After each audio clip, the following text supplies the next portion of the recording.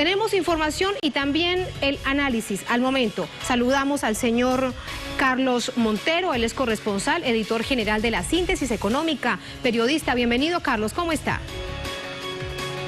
Muchas gracias, Tatiana. Gusto de saludarte desde Montevideo cuando estamos apenas a 21 minutos de que se termine la veda informativa.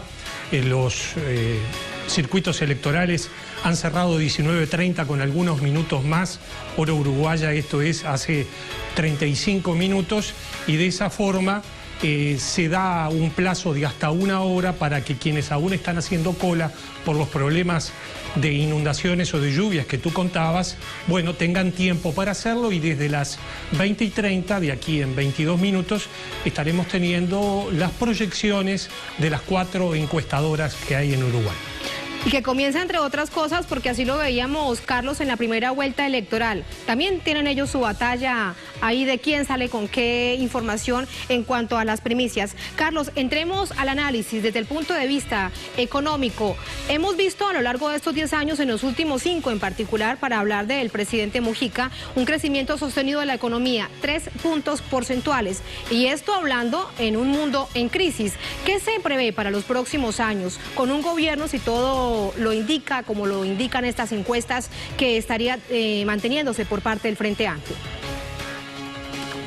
En lo que tiene que ver con la economía, Uruguay sufrió un muy fuerte cimbronazo en el año 2001-2002, en parte por los pecados de la región, en parte por el proyecto de plaza financiera que nos dejaba demasiado expuestos a las economías regionales y a ser la caja negra de muchos empresarios de los dos grandes países vecinos. Hablar de Uruguay es imposible si no se analiza en contexto regional, Tatiana. Hablar de Uruguay es pensar una historia de 2 siglos por lo menos, desde que fuimos la frontera difusa o imprecisa entre los imperios de España y Portugal.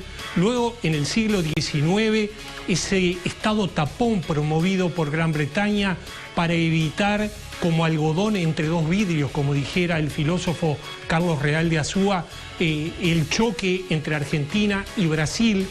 Luego, un siglo XX en que Uruguay ensayó una república socialdemócrata, un primer esbozo de estado de bienestar que sin duda con la segunda mitad del siglo encontró su límite.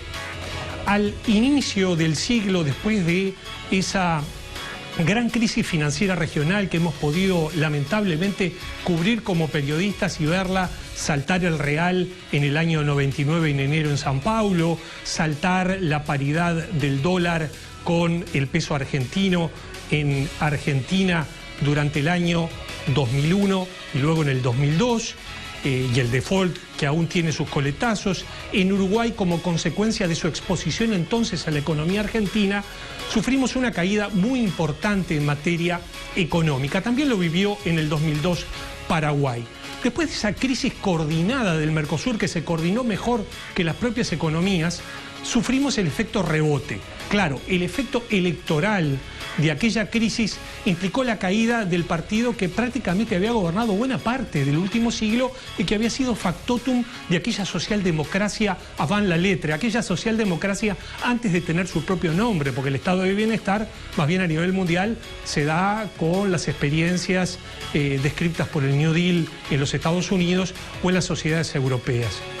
Con el triunfo del Frente Amplio en 2005 se ha iniciado un periodo de 10 años que desde el último año y medio de la administración colorada del doctor Jorge Valle y luego con los 10 años que ha gobernado Tabaré Vázquez Rosas, candidato y factible ganador según las encuestas de esta elección 2014, permite en su administración y a la de José Mujica no solo recibir los coletazos positivos de un buen intercambio de bonos y Uruguay quedar como un responsable pagador de sus obligaciones,